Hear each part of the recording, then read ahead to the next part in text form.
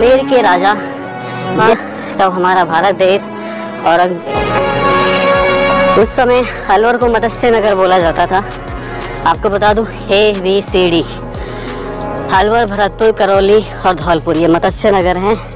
आपने बस पे भी देखा होगा मत्स्य नगर लिखा रहता है, हर कोई मेंटेनेंस नहीं है। और आपको बताऊं तो ये बहुत बड़ा किला है। बोलते थे तो ये घोड़ों को बांधने का अस्तबल हुआ करता था। अब इसकी खास बात आपको मैं बता देता हूँ। ये एक पहला गेट है, उसके बाद यहाँ पर दूसरा गेट दिया गया, इजीली भेद नहीं सकता था कोई।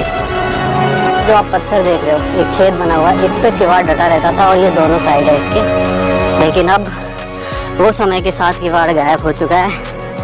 बस आगे बढ़ते हैं, फिर एक और गेट आता है, फिर वापस से यहाँ पर आपके सैनिकों के बड़ा द्वार है और इस पे भी डैक जाती थी। ये बेसिकली क्या होता था, ये साल की लकड़ी होती थी, ये लोहे से भी महंगी होती थी और ये इतनी स्ट्रॉन्ग होती थी कि मतलब इसमें दीमक तो लगती ही नहीं थी, बल्कि लोहे से भी ज़्यादा महंगी और स्ट्रॉन्ग होती थी, ताकतवर।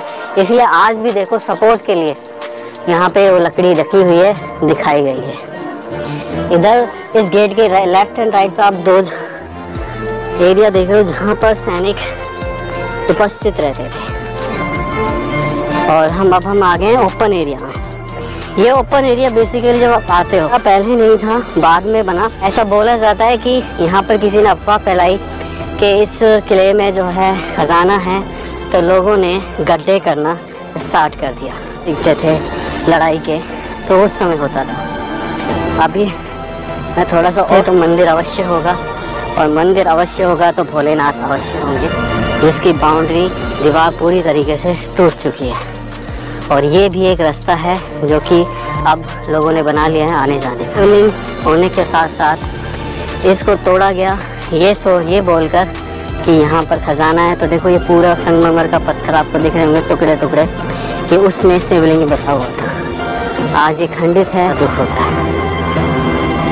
कुछ लोग यहाँ के सोच भी रहे थे कि इस शिवलिंग को हमारे टहला कस्बे के करता हुआ पड़ा। तो इस मंदिर को पूरी तरीके से तोड़ दिया गया।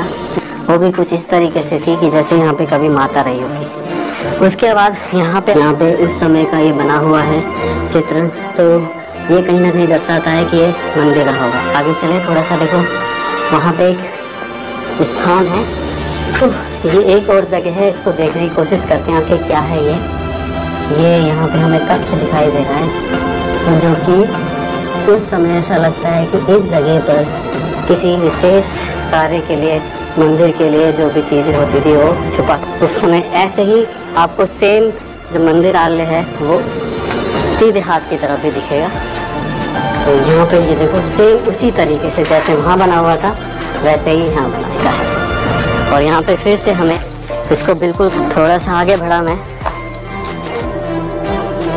कोई भी घुसपैठ या ना घुस पाए, सैनिकों से परमिशन मिलती होता है थोड़ा, ताकि दुश्मन चढ़ते हार जाए। तो इस समय उस समय भी इस चीज़ को ध्यान में रखकर इनकी ऊंचाई दी जाती है।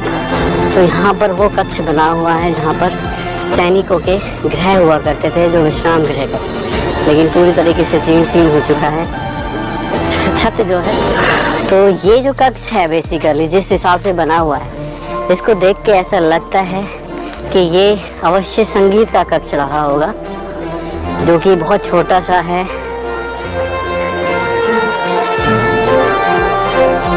और बहुत सारे द्वार हैं बने हुए हैं, बहुत सारे द्वार बने हैं।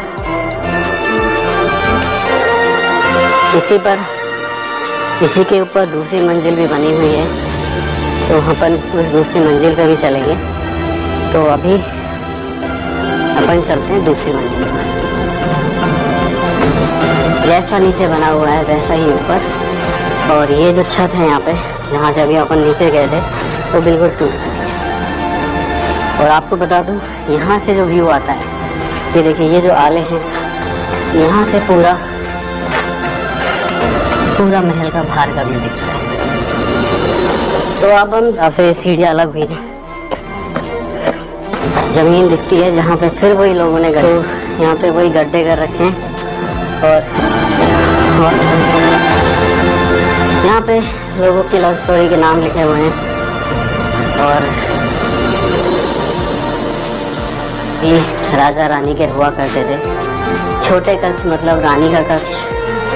ये एक कुंड बना हुआ है बीचों बीच यहाँ पर, जो कि पानी के लिए बनाया गया था। एक तरीके से उस ज़माने का स्विमिंग पूल होता था जहाँ पर रानियाँ नहाती थी। इसमें पानी देख रहे हो आप, ये है वो प्रजा का व्यू, यहाँ पे पूरी प्रजा पे नज़र रखी जाती है। इसे टहला कस्बा है ये और काफ़ी बस चुका है। आ जाइए। और एक ही सीढ़ी यहाँ से भी चढ़ रही है।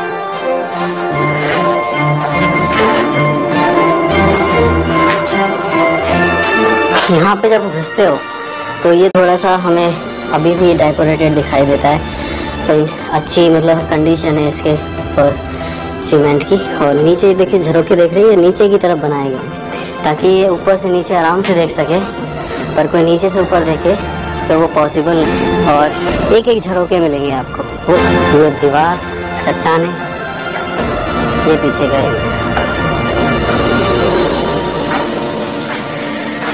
अब लास्ट एंड फाइनल हाईवे का। तो ये कक्ष डेफिनेटली किसी पहरेदार का रहा होगा और इसे खुफिया कक्ष भी कह सकते हैं। ऊपर की तरफ और ये है एकमात्र लास्ट छत जहाँ पर अब तो अभी हम उस पहाड़ी में भी चलेंगे देखने के लिए। और ये जो आप देख रहे हो ये है उस समय का अस्तबल जो कि डिवाइडेड है।